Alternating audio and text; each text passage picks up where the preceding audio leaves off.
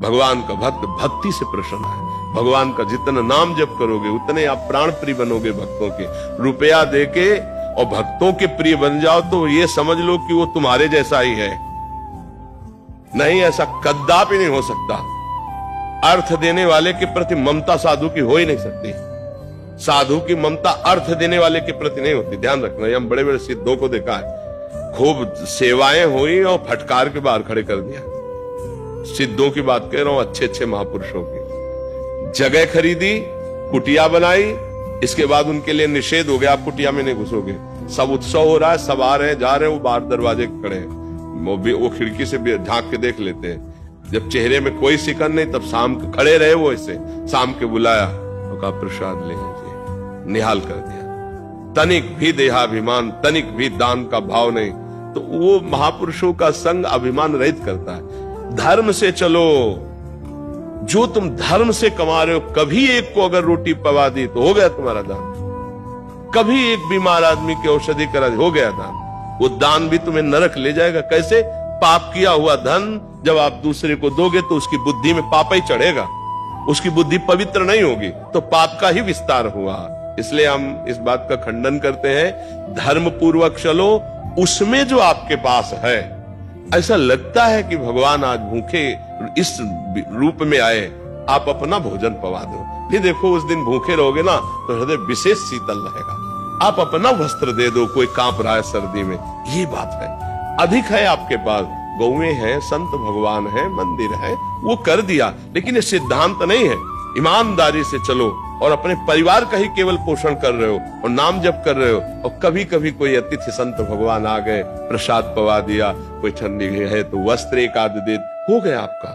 गृहस्थी में नाम जप से बहुत जल्दी लाभ प्राप्त होता है। हमारी बात समझ पा रहे हो? लेकिन ऐसे अभी किसी संस्था में हम अभी दान देते हैं तो कोई कम देता है, कोई ज्यादा देता है। हमारा महत्व ही नहीं है दाने का, तो हम चर्चे क्यों करें?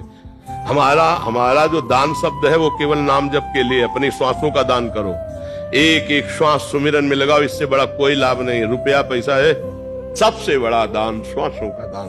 राधा राधा राधा, तुम्हारा परम मंगल हो जाएगा। हमारी बात मान लो, और बहुत धनी हो तुम्हें कि दान ही करना है। हम कह रहे कि बड़े बड़े गौशाला खुले, खूब हरा चारा खरीदो, गौओं को पवा दो जाकर के, वो बात अलग है। पैसे का महत्व नहीं। प्रभु भगवत प्रसन्नता के लिए पैसे की चौवन्नी की जरूरत नहीं, पक्का।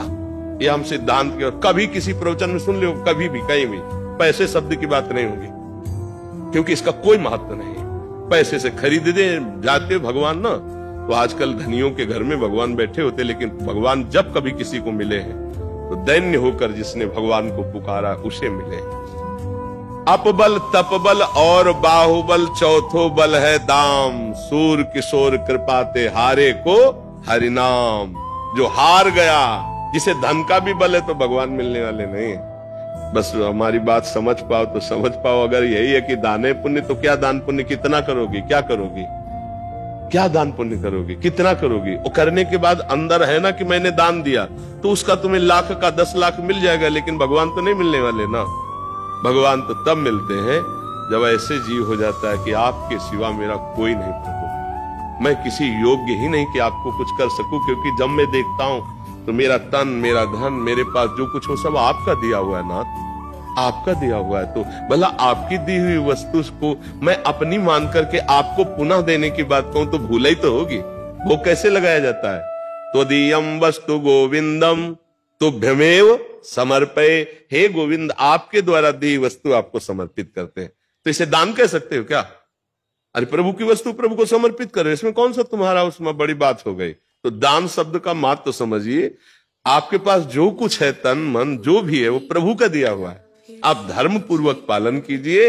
अगर कभी संयोग बन जाता है ऐसा कि कोई भूखा है, कोई भी, तो आप उस समय अपनी न सोचकर उसके सुख की बात कीजिए। ये बात तो आपको मंगल करेगी, और ये सब अहंकार को पुष्ट करने वाला है। इससे ज्यादा लाभ की आशा मत रखिए।